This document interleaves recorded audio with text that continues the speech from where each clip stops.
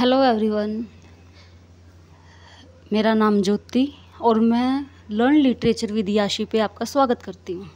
जैसा कि उस दिन हमने डिस्कस किया था कि सबसे पहले हम हेनरिक इब्सन को करेंगे, जो कि एक यूरोपियन ड्रामेटिस्ट है। उनका हमारे सिलेबस के अंदर उनका एक वर्क है घोस्ट्स। ये हमारे सिलेबस के अंदर अभी दिया हुआ है, ये हमें करना है।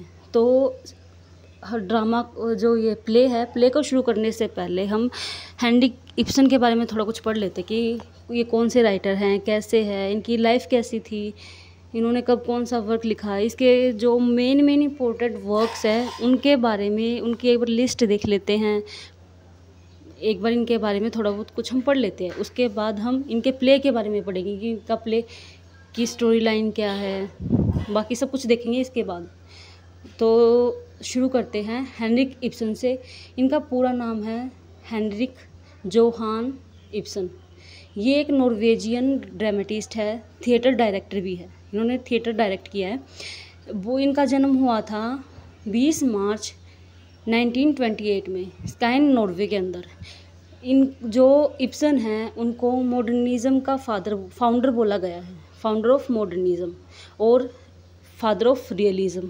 अब मॉडर्निज़्म क्या है, रियलिज़म क्या है, ये टर्म्स है लिटरेचर के अंदर। आपको ये समझनी बहुत ज़रूरी है अगर आप हेनरिक इब्सन को पढ़ना चाहते हो या फिर दूसरे ऐसे ही राइटर्स को पढ़ना चाहते हो। रियलिज़म क्या है और उनके वर्क के अंदर रियलिज़म को हम कैसे देख सकते हैं, कैसे मॉडर्निज़म को उनके वर्क के अंदर देखते हैं। एक आधे एग्जाम्पल जैसे कि डोल्स हाउस है, इनका वर्क है, इब्सन का वर्क है एक डोल्स हाउस। उसमें आप रियलिज़म का इतना अच्छा एग्जाम्पल देख सकते हो कि उस टाइम पे एक घर के अंदर कैसे फैमिली होती थी, हस्बैंड वाइफ का बिहेवियर कैसे होता था एक मिडिल क्लास के अंदर। तो रियलिज़म यानी कि एक रियल लाइफ के बारे में ये कैसे डिपिक्ट करते हैं, वो सब कुछ आपको ये टर्म देखनी चाहिए कि एक बार अगर आप किसी भी पेपर को के लिए तैयारी कर रहे हैं। ये सिर्फ DSSS के लिए नहीं है। अगर आप नेट की तैयारी कर रहे हो, एस्टेट सीटेट की तैयारी कर रहे हो या फिर किसी और स्टेट के पेपर की तैयारी कर रहे हो, जैसे चंडीगढ़ का TGT हो गया उसकी तैयारी कर रहे हो या फिर किसी भी पेपर की तैयारी कर रहे हो, तो ये सब टर्म्स आपके लिए बहुत ज़रूरी है किसी भी राइटर को जानने के लिए। आप एक राइटर के वर्क को तब तक नहीं समझ सकते तब जब तक आपको उस सोसाइटी का नहीं पता जिस सोसाइटी के अंदर उसने वर्क लिखा था। जब आप समाज को समझोगे कि उस टाइम पे कैसा समाज था, तभी आप उनके वर्क की गहराई को समझ सकते हो। नेक्स्ट है most famous dramatist in the world after Shakespeare के बाद ये ऐसे ड्रामेटिस्ट है, मोस्ट फेमस ड्रामेटिस्ट, ऐसे ड्रामेटिस्ट है जिनको शेक्सपियर के साथ के बाद सबसे ज़्यादा पढ़ा गया था, सबसे ज़्यादा देखा गया था। इनका जो सबसे पहला प्ले है कैटल लाइन, वो 1849 में लिखा गया था और 1850 में ये पब्लिश किया गया था। इब्सन ने शादी की थी सुजाना डेई के साथ 1858 में। 1862 में इन्होंने एक सैटायर लिखा था जो कि शादी के ऊपर था। उसका नाम था लव्स कॉमेडी। लव्स कॉमेडी एक सैटायर है जो कि शादी पे लिखा गया था। इन्होंने एक 5 एक्ट ट्रेजेडी भी लिखी थी, ब्रांड। जब इन्होंने ये लिखी थी ये इटली में थे। इस प्ले ने एक प्लेस है स्कैंडिनेविया, वहाँ पे ये बहुत ज़्यादा फेमस हो गया था इनका ये प्ले, उसकी वजह से इनको भी बहुत ज़्यादा जाना गया था।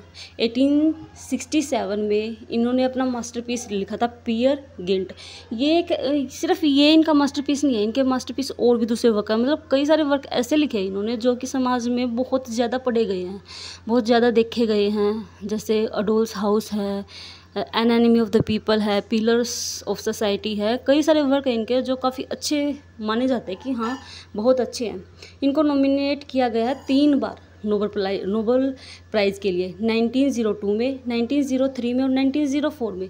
नोबेल प्राइज़ हालांकि इनको नहीं मिला, लेकिन नॉमिनेट होना नोबेल प्राइज़ के लिए ये भी एक बहुत बड़ी बात है एक राइटर के लिए। इन्होंने अपने वर्क डैनिश लैंग्वेज में लिखे हैं।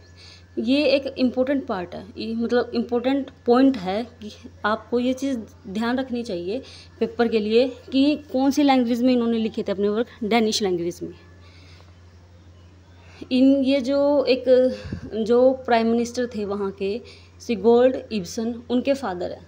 ये इनके जो नाम ना थोड़े से वियर्ड से है, मतलब हमारे अकॉर्डिंग। तो अगर कि प्रोनाउंसिएशन कई ऐसे हैं जिन्होंने मैं अच्छी तरीके से प्रोनाउंशिएट नहीं कर पाती, तो थोड़ा सा आप उनको एक बार नाम देख लेना। मैं अगर आप चाहते तो मैं इनका नाम भी बता देती हूँ, आपको स्पेलिंग बता देती हूँ। SIGURD, Ibsen. इब्सन का तो आपको पता ही है, IBSEN। तो इनकी जो स्पेलिंग है सामने लिखी हुई है, आप एक बार वहाँ से देख ले। अगर कोई ऐसी मुझसे अगर सही तरीके से अगर मैं नहीं बोल पाऊँ तो आप वहाँ से पढ़ लेना, क्योंकि आगे भी एक ऐसी ही स्पेलिंग आने वाली है जिनका पेन नेम था। The first staged play was the burial mound 1850 में था इनका जो पहला स्टेज प्ले था, जो कि एक सूडोनेम है। सूडोनेम के अंदर पब्लिश हुआ था लेकिन कभी परफॉर्म नहीं हुआ था। सूडोनेम आप देख सकते हो, बायरन जोल्फ नाम है।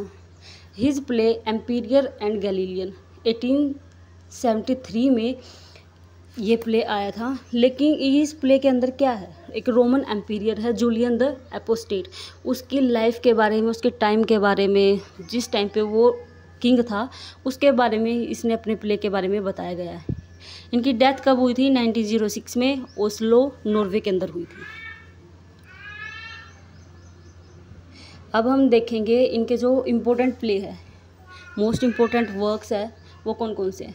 देखिए, हम इनके सारे के सारे प्ले को तो हम नाम याद नहीं रख सकते, सारे पढ़ नहीं सकते, ये चीज़ मैं समझ सकती हूँ, क्योंकि मैं खुद सबके नाम नहीं याद रख पाती। लेकिन जो मेन वर्क्स हैं उनके हमें टाइटल तो एटलीस्ट याद होने ही चाहिए, ताकि अगर ऐसे क्वेश्चन आ जाते हैं कभी कभी कि इनमें से कौन सा प्ले है जो इब्सन ने लिखा है, या नीचे वो दे देंगे 4 ऑप्शन, या फिर इनमें से कौन सा प्ले है जो इब्सन ने नहीं लिखा है, फिर 4 ऑप्शन दे देंगे। तो अगर आपने इनके नाम अगर आपने अच्छे तरीके से पढ़े होंगे, बार बार रिपीट किए होंगे, रिवाइज़ किए होंगे, तो आपको एटलीस्ट आइडिया हो जाएगा टाइम पे कि हाँ ये इनका नहीं है, ये भी इनका नहीं है। तो आप उनमें से जो राइट आंसर है उसको आप कर सकते हो, ठीक है। जो इनका सबसे पहला वर्क है कैटेलाइन 1850 में, यह अभी हमने कई बार इसका नाम पढ़ा है पीछे। 1850 में पब्लिश 1850 में ये आया था। ब्यूरियल माउंड, या फिर इसका दूसरा नाम है वॉरियर्स बोरो। ये भी आप ये चीज़ भी आपको याद रखनी है कि इसका दूसरा नाम कौन सा है, टाइटल दूसरा कौन सा है। सेंट जोन्स ईव है, प्रेटेंडर्स है, ब्रांड भी पीछे हमने पढ़ा था, पियगेंट है, द लीग ऑफ यूथ है, एम्पीरियर है, गैलीलियन है, एम्पीरियर एंड गैलीलियन है, पिलर्स ऑफ सोसाइटी है। ये काफ़ी अच्छा प्ले है अगर हम इसको थोड़ा सा ध्यान से पढ़े तो। डोल्स हाउस है, घोस्ट्स है जो हमारे सिलेबस के अंदर दिया गया है, an enemy of the people है, वाइल्ड डक है, रोजमर्स होलम है, the lady of from the sea, Hedda Gabler. ये भी एक काफ़ी इम्पोर्टेंट प्ले है, ये आपको पढ़ना चाहिए एटलीस्ट। इसके बाद जो इनके जो मेन इम्पोर्टेंट मास्टरपीस हैं उनके बारे में हम थोड़ा बहुत कुछ देख लेते हैं कि वो उनकी स्टोरी लाइन क्या है। देखो, हम पढ़ेंगे तो अपने जो हमारा सिलेबस के अंदर जो दिया हुआ है उन्होंने उस वर्क के बारे में, लेकिन जो इनके मेन इम्पोर्टेंट प्ले हैं उनके बारे में भी एटलीस्ट हमें ये पता हो उनका मेन कैरेक्टर कौन सा है, इसकी स्टोरी लाइन क्या है, ताकि अगर उनमें से कोई भी क्वेश्चन आए तो हम उनको भी कवर कर पाए। जो डोल्स हाउस है वो 3 एक्ट का प्ले है प्रोज के अंदर। ये काफ़ी कंट्रोवर्शियल प्ले है। कंट्रोवर्शियल क्यों है? क्योंकि इसका जो एंड है वो थोड़ा सा सोसाइटी के अपोजिट है, जैसा हमारी सोसाइटी में होता है उससे थोड़ा सा अलग इन्होंने एंड दिया हुआ है इब्सन ने इसका। और एंड इसका कहीं ना कहीं अकॉर्डिंग टू मी ठीक भी है, कि वो जब हम ये प्ले पढ़ेंगे तब हम देख लेंगे। Ibsen was inspired by the belief that a woman can't be herself in modern society. टॉरवर्ल्ड है जो उसकी वाइफ है नोरा, उसको पीचीज़ ऐसे कुछ छोटे छोटे निक नेम है, बर्ड के नाम है, ऐसे कुछ निक नेम के से बुलाता था। Play opens on Christmas Eve. इसमें 3 एक्ट हैं। पहला जो सबसे पहला एक्ट है वो क्रिसमस ईव पे शुरू होता है, दूसरा एक्ट है वो क्रिसमस डे पे शुरू होता है। ये थोड़ी सी 2 इंपॉर्टेंट लाइन है, आप ध्यान रख लेना, क्योंकि नेट के पेपर में क्वेश्चन आता है इसमें से। इसके मेन कैरेक्टर हम देख लेते हैं। नोरा हेल्मर, ये हमारी प्रोटोगोनिस्ट है। ये जो हमारी हाउस वाइफ जिसको हम बोल सकते हो, जो हमारे मेन कैरेक्टर है, ये एक हाउस वाइफ है नोरा हेल्मर। वो अपने बच्चों का 2 बच्चे हैं उसके, अपने बच्चों का, अपने हस्बैंड का, अपने घर का बहुत अच्छे तरीके से ध्यान रखती है। उसके बाद भी इनके हस्बैंड को इनसे 100 शिकायतें होती है, आप ऐसा नहीं कर सकते, वैसा नहीं कर सकते, आप ये ठीक नहीं कर रहे हो, वो नहीं कर रहे हो। आप जब प्ले पढ़ोगे आप खुद देखोगे कि इसके साथ काफ़ी कुछ गलत हो रहा है, ऐसा नहीं होना चाहिए। टोरवर्ड हेल्मर है, ये इनके हस्बैंड है जो कि बैंक में काम करते हैं।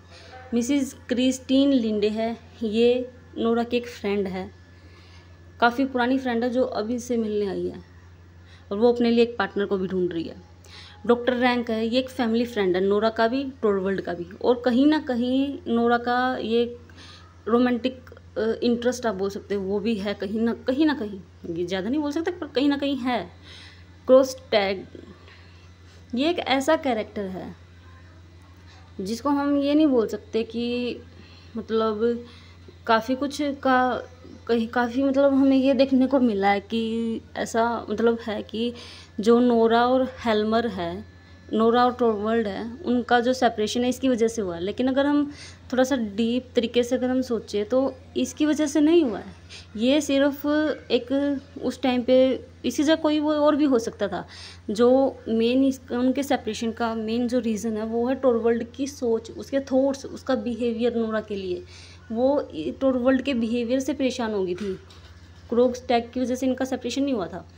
तो ये इसमें एक कैरेक्टर है जिसकी जॉब चली गई है और वो टोरवर्ल्ड के थ्रू अपनी जॉब वापस पाना चाहता है और वो नोरा को ब्लैकमेल भी करता है इस चीज़ के लिए। अब हमारा नेक्स्ट प्ले है वो पियर गेंट। ये एक 5 एक्ट प्ले है वर्स के अंदर।